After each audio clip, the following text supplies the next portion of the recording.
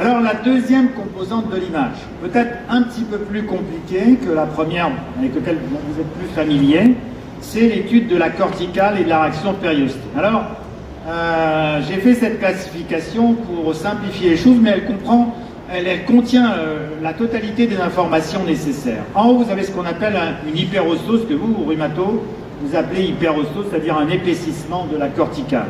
En dessous, vous avez des lamelles bien distinctes de la corticale, que vous voyez ici, la réaction périostée lamellaire. En dessous encore, troisième ligne, ce sont les soufflures corticales. On a l'impression qu'on a soufflé dans l'os et qu'il a augmenté de taille. Et en bas, c'est la rupture corticale avec des réactions périostées discontinues. Alors, premier élément, premier type de ces anomalies corticales et périostées, c'est ce que l'on appelle l'hyperostose. Ce qu'il faut comprendre, c'est qu'il y a deux types bien différents d'hyperostose. Dans ce cas-là, en fait, nous sommes habitués à regarder le périoste, la ligne externe de l'os. On est familier avec ça. On n'est pas habitué à regarder l'endoste, la ligne interne de la corticale. Quand vous avez un processus central, il est capital d'analyser cette ligne, parce que la ligne de front se trouve là. L'os qui s'impose à la corticale n'est que réactionnel à cette ligne de front. Si, dans un os normal, l'endoste est parfaitement net et rectiligne, quand le processus est bénin, cet endoste est quiescent, cet endoste est parfaitement respecté à sa place. Dès que vous voyez ces encoches endostées ou un élargissement de la cavité médulaire, eh bien, ça veut dire que le processus est actif. En d'autres termes, hyperostose, endoste normal, chronique, quiescent, hyperostose avec encoche endostée, égale lentement actif. Voilà par exemple une ostéomyélite chronique chez un enfant. Vous voyez que certes, il y a une hyperostose, mais que le calibre de la cavité médulaire n'est globalement pas modifié. Vous voyez que vous suivez parfaitement la ligne d'endoste. C'est une ostéomyélite chronique. À l'inverse, cette image que on pourrait considérer comme quiescente, eh bien, avec un épaississement cortical, une hyperostose, vous voyez que si vous mesurez ici la cavité médulaire, elle est élargie par rapport à la cavité médulaire normale. Vous auriez l'autre côté pour comparer, ce serait absolument flagrant. Voilà, c'est un chondrosarcome, c'est que les chondrosarcomes de degré 1 ou 2 évoluent très lentement, et c'est pour ça qu'ils sont trompeurs, parce qu'il n'y aura pas les signes patents d'agressivité. Voilà un autre chondrosarcome un peu plus agressif. Vous voyez que c'est une lésion qui est encore à peu près contenue dans l'os. Vous voyez ces énormes encoches endostées qui sont le reflet direct de l'agressivité dans les chondromes. Je vous le dis tout de suite, c'est ce qu'il faut rechercher, c'est un élément essentiel, c'est y a-t-il des encoches endostées. Deuxième cas de figure, la réaction périostée continue, c'est-à-dire des lamelles récentes. Elles sont toutes récentes, elles sont toutes actives, elles traduisent forcément un processus récent, parce qu'en quelques semaines, ça donnerait une hyperostose. Si vous voyez cette lamelle, c'est que c'est actif. Mais le point essentiel ici est d'essayer de dénombrer le nombre de lamelles. Quand il y en a une seule, c'est unilamellaire, c'est une signification. Quand il y en a plusieurs, c'est complètement différent, je vais y revenir, a fortiori quand c'est spiculé comme ici. Donc là, ça veut dire c'est actif mais physiologique, et là c'est très actif. Voilà. Alors, voici par exemple une réaction périostée unilamellaire. Vous avez ici cette couche d'os unique qui en fait est le témoin d'un ostéomostéoïde que vous ne voyez pas, souvent on ne le voit pas sur les radios. La seule chose que l'on puisse voir, c'est cette réaction périostée unilamellaire. En voilà un autre. Là vous le voyez, le nidus, et vous voyez cette très belle réaction périostée unilamellaire. En fait, la réaction périostée unilamellaire est active, c'est un signe d'activité, mais curieusement, ça ne se rencontre pratiquement, que dans les processus bénins, dont j'ai mis ici la liste, l'ostéomostéoïde, mais pas seulement. Par exemple, l'ostéomyélite aiguë, le granulome eosinophile, et pour vous, rhumato, la fissure osseuse. Parfois, le seul signe de fissure osseuse, c'est une petite réaction périostée unilamellaire. Ça, c'est complètement différent, cette image. Vous avez plusieurs réactions périostées. Vous voyez, lamellaire, c'est pas normal. Parce que normalement, vous savez que le périos, c'est pas une seule couche, contrairement à ce qu'on croit. C'est plusieurs couches conjonctives. c'est plusieurs couches de fibroblastes. Normalement, seule la couche qui est contre l'os, ce sont des fibroblastes qui contiennent des phosphatases alcalines. Les autres couches, non. Donc si vous stimulez l'os de façon aiguë, seule la première couche répond. Et vous avez la fabrication d'une couche unilamellaire.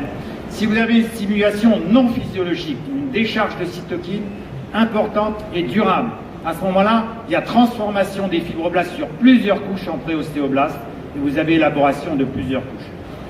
Comme ici, dans les sarcomes, dans un Ewing, parce que c'est typiquement dans les Ewing que l'on rencontre ces réactions périostées, ou comme ici, vous voyez ces réactions périostées spiculées, spectaculaires, que vous connaissez.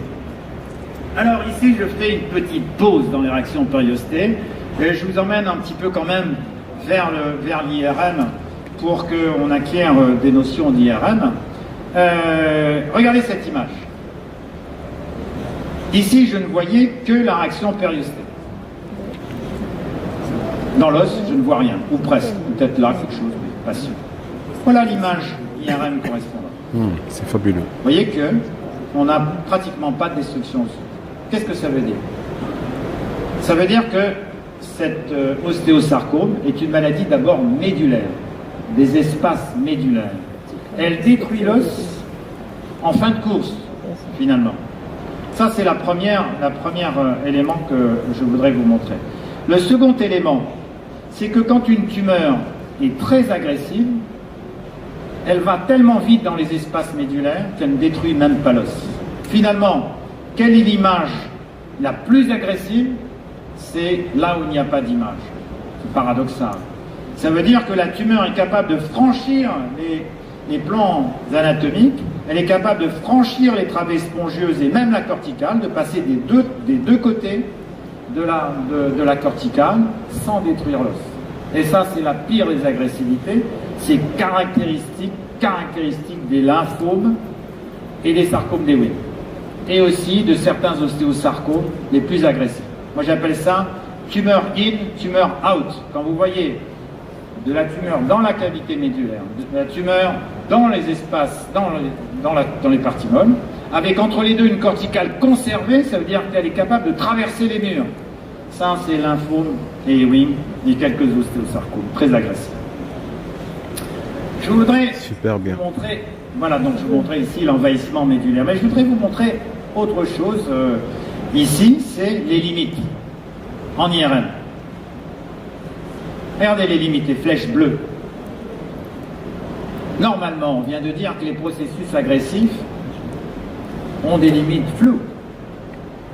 Mais ça, c'est une notion de radiographie, de scanner. En IRM, c'est le contraire.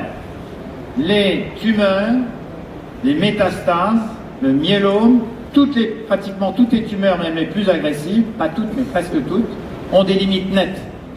Et à l'inverse, les processus inflammatoires ont des limites floues. Et c'est très surprenant, c'est une chose qu'il faut avoir en tête.